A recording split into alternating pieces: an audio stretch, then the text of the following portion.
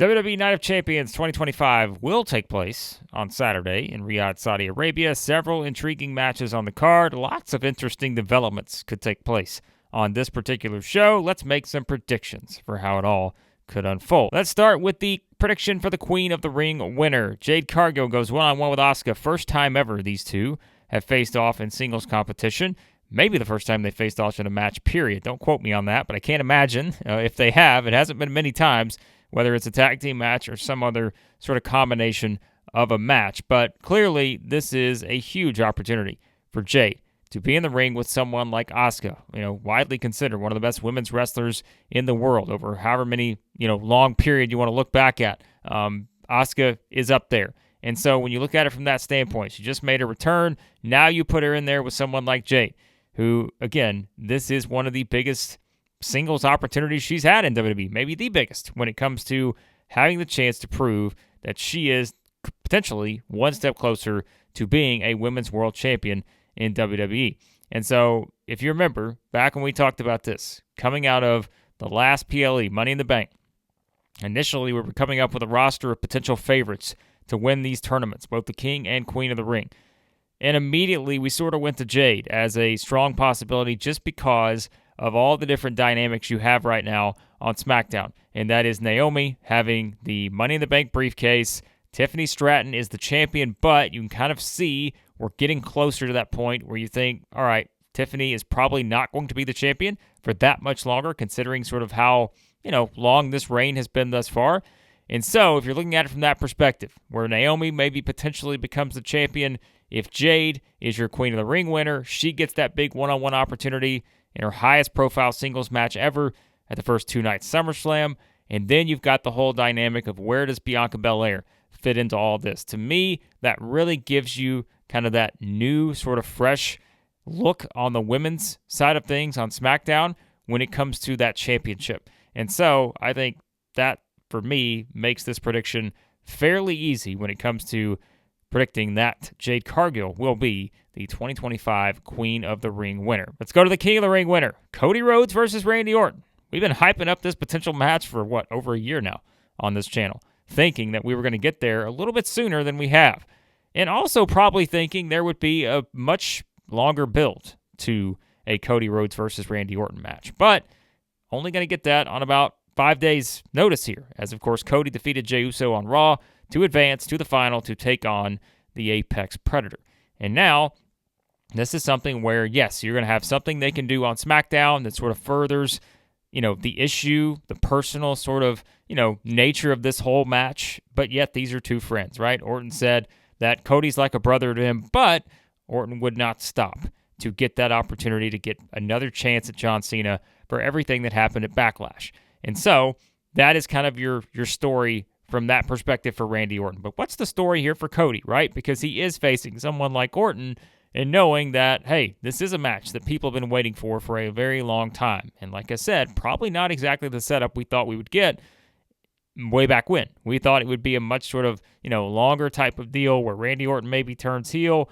They're doing the little teases where he's staring at the championship, in the back, in the locker room, and all that stuff. But now it's just simply Cody Rhodes versus Randy Orton, one-on-one, both still baby faces.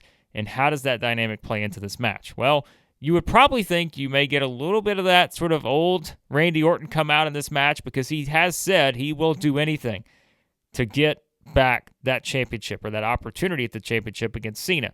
And so, from that perspective, it would be that shocking to maybe see a few of those heel tendencies from Randy Orton here. Are we going to see any of those heel tendencies from Cody? Depends. Again, I don't think Cody's in a position where he's going to be turning heel anytime soon. Will it happen down the line? Probably at some point, but I don't know that we're there. Certainly not yet, but will we see any of that stuff come out knowing what you have to do to beat a Randy Orton, right?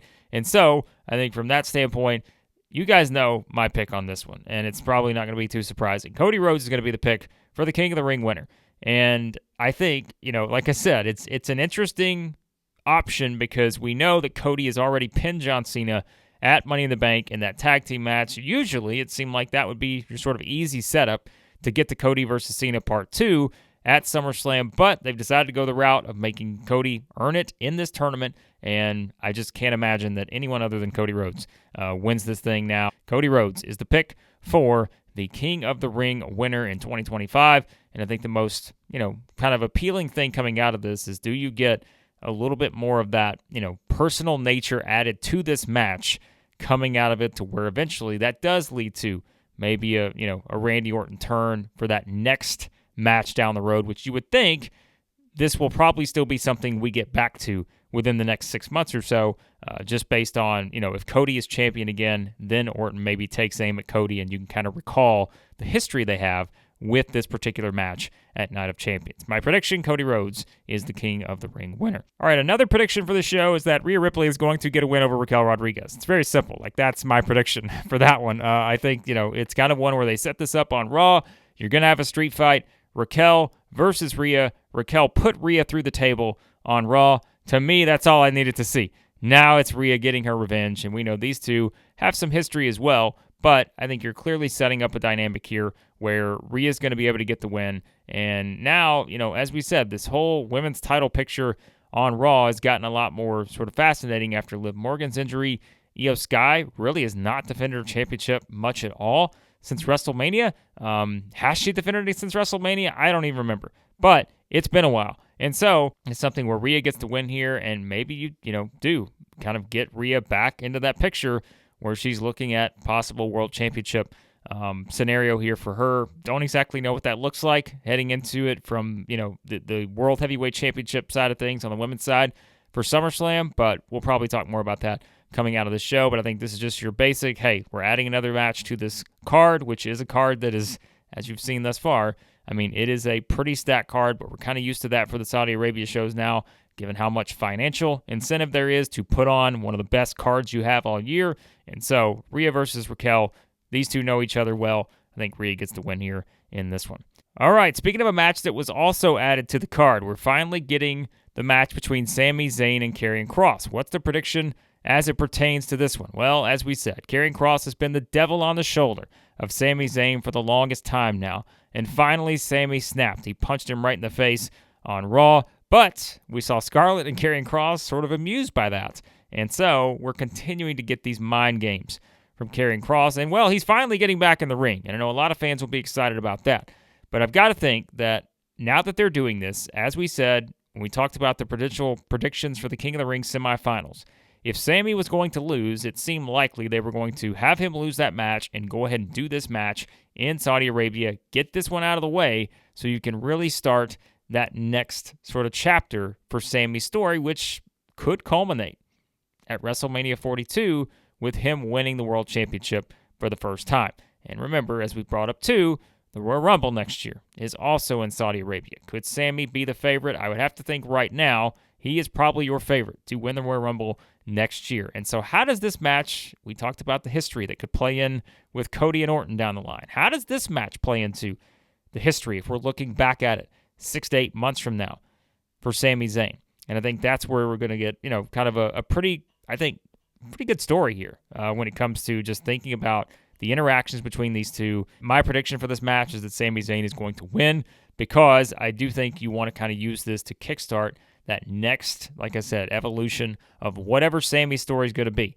Whether that's just Sami, ultimate underdog, finally winning the Rumble, finally winning the World Championship next year, or does it factor in something else, right? Does Sami eventually turn and all that kind of stuff? I just think with the way things are set up now, and you look at the schedule and what they've done over the past couple months, you've got to think that's where we're headed.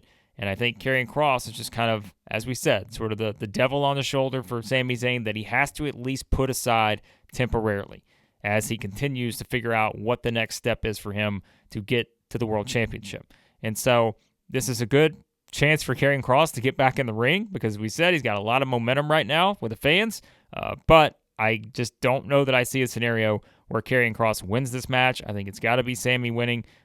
And I think, as we said, all the elements combined, somehow in this match, there are some of those things that you can call back on further down the line if we do get to a scenario where Sami has a chance to win the Rumble in Saudi Arabia early next year, and if he's fighting for the World Championship next year at WrestleMania 42. So my prediction, Sami Zayn triumphs in his long-awaited match with Karrion Kross.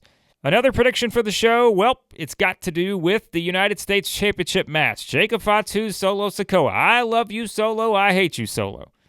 I love you, Jacob, and maybe Solo's going to hate Jacob after this one. But my prediction for this match isn't just necessarily surrounding the winner. It's about what we're going to get elsewhere. And that is, of course, involving the potential dominoes that we've already seen start to fall with the saga, as I said, of the Bloodline, which this isn't, again, the OG Bloodline here, but we're tying everything in to the way things have kind of worked, as we know, dating back to last year, where you had Solo trying to be the tribal chief. They brought up some of the history here recently with Solo talking about why he brought in Jacob Fatu and how he was the only one who gave Jacob a chance. Meanwhile, Fatu talking about how he thinks Solo just brought him in to keep that power, to gain that power, right, as playing the role of the tribal chief and all these things. And so everything has finally gotten to this point after Jacob Fatu basically turned on Solo at Money in the Bank to cost him that opportunity. And now the United States Championship is on the line. And again, this isn't just about the match to me. This is about the outside factors in this match, which we know there's already one that's pretty obvious. That's JC Mateo, who has been kind of the new muscle for Solo Sikoa here lately. One of the dominoes we said that could fall had to do with the Usos, and we saw that last week on SmackDown where Jimmy Uso got involved. You had kind of the stare down between Jacob Fatu and Jimmy Uso as he came to help, and then, you kind of had that 2-on-2. Jacob Fatu, Jimmy Uso on one side, you've got, Solo Sikoa and JC Mateo on the other. Well, there are still a lot of, again, outside parties that can get involved here. You've got the Tongans, as we said. We don't know exactly what their time frame is for when they're going to return. If they do come back here, how do they factor into the match? We know that if you've brought Jimmy Uso out into this whole picture now, which we thought was a possibility, where does Jey Uso fit into this? And does Jey somehow play a role in this match, knowing that Jey is not on this card? And my guess is you probably want Jey somewhere on this thing. Not in a match. He's not going to be wrestling officially now that he lost King of the Ring, but I think you want Jey on this show. So from that perspective, do you put Jey in a possibility where he somehow now gets connected to this because maybe it is something where Jimmy gets beat down, something like that, and then Jay's the one who has to make the save for his brother? I think that is certainly an interesting thought heading into it. And then, of course, there's the big one out there with Hikuleo. We said he's still kind of the, wild card in this whole deal. Whose side is he going to join? Well, if you put the numbers together, depending on when the Tongans come back, if they're not in a position where they're about to return, you could certainly see a scenario where it's Jacob Fatu, the Usos, maybe on one side, you've got Solo Sikoa, JC Mateo, Hikuleo on the other side. So my prediction for this match is that there's going to be a big development in this whole saga, maybe, whatever you want to call it, the rogue version of the Bloodline, however you want to do it, but there is going to be something here where I think we get another sort of person becoming a real central focus of this feud between Jacob Fatu and Solo Sikoa. What does that mean for the match? Well, I think it's a little harder to predict, maybe than you would think, because of the dynamics between who is going to fall where in this whole thing. I think Jacob Fatu winning is probably still a likely scenario, but if you wanted to get that title off of Jacob Fatu and put it on Solo, introducing a new member here, and having Hikuleo potentially side with Solo or something like that. Maybe the Tongans are the ones who return, and somehow they're aligned with it, right? That could be something where you could do that. Then you've got Solo, JC Mateo, and the Tongans on one side. Maybe you've got Jacob Fatu, the Usos, and Hikuleo on the other. Although, again, that's going to be a hard sell for me on the heel side of things if that's your lineup, because the babyfaces would be heavy favorites in an 8-man tag. But I'm not going to deny the idea that I think if they're going to introduce this new member, and this is what we see, where maybe Hikuleo comes in, or, like we said, the possibility of the Tongans returning, I can't exactly, push aside the thought that Solo might win this title, because I do think that is a realistic possibility here, just based on wanting to further this story a bit more. And if they are going to add all these, new characters into this, as we said, bringing Jay back into it, bringing the other guys back into it, then I think Solo winning probably is the move, because that furthers your story a bit further. So, not going to lie, I'm kind of split on this one. I'm a little 50-50 on whether Fatu wins or Solo wins, but I think the bigger story here is that there's going to have to be somebody getting involved here, and maybe multiple somebodies, into maybe something big at SummerSlam. All right, and then the prediction for what could happen in the main event. John Cena versus CM Punk. One last time, or are they going to fight again on the road to Cena's retirement coming up in December? We all know the backstory here between these two. The history is there. Everything is there for this to be one that, will be a very memorable match on this John Cena retirement tour. Cena called back. He had the pipe bomb on SmackDown last week, and you started to see some of the things turn, right? You saw the crowd reaction turn a little bit to John Cena. Even seeing some people saying, hey, this is what we wanted from the John Cena heel turn all along. This is what it should have been for John Cena, rather than some of the stuff we've had to navigate over the past couple months. And so I think this is a match where prediction is very simple. I think John Cena is going to walk out as the undisputed WWE champion. But the bigger prediction here may be simply the fact that this has a lot to do with, as we said, what can happen here to get Cena further back to what he needs to be before he retires. And we said it just felt like over the past couple months at times, Cena was simply just playing a heel character, right? He was just sort of playing this over-the-top, guy who hates the fans and all this other stuff. But I think you got a little bit back to where you needed to be with that thing on SmackDown, because he was kind of leaning into some of this. I'm not saying I thought it was the best promo ever. And, it wasn't going to be able to match the first pipe bomb from CM Punk many years ago for obvious reasons. It was a different time and different place. But I think now when you look at the way maybe that John Cena is going to be seen in this match, although you can't see him, the fans are going to react positively to John Cena. This is the last time John Cena will be in Saudi Arabia. So we know, as we talked about in some of these other spots, John Cena is going to get cheered a lot. But you do have him in there with CM Punk, which there is, of course, an interesting history with Punk there too, as he heads to Saudi Arabia. That's kind of been the story somewhat of this match, where, Cena calling him out for being a hypocrite and all this other stuff. But I think this is where you are going to have one of those, we talked about the character arc of John Cena. You're going to have one of those big sort of developments here, I think, because this has to put you closer to your ultimate end destination for John Cena. And this is, as we said, one of the biggest matches you could do for Cena on this tour of this final chapter for John Cena as a professional wrestler. This was one of the biggest matches you could do. So I don't think you're just throwing this away for a simple John Cena is going to get DQ'd, he's going to hit Punk with a belt, and we're on to the next one. You have to have a lot more layered in here in terms of the story, because I think this is the one that ultimately could be kind of the catalyst, as we said, for getting John Cena back to where he's supposed to be by the time he hangs up the boots here. So my bigger prediction for this match is that this will be the most sort of significant thing yet we've seen for John Cena on this road after Elimination Chamber, I guess you could say. I mean, that's probably still the biggest moment of the retirement tour for Cena.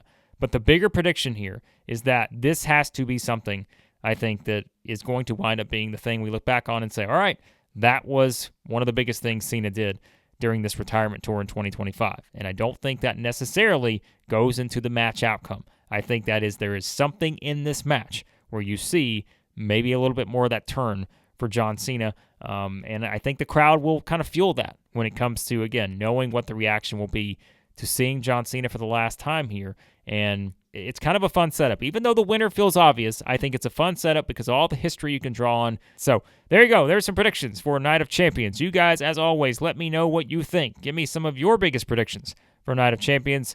Drop your comments below. Be sure to hit the subscribe button. Hit the like button as well. Always appreciate your support of the channel. And let me know your predictions for WWE Night of Champions.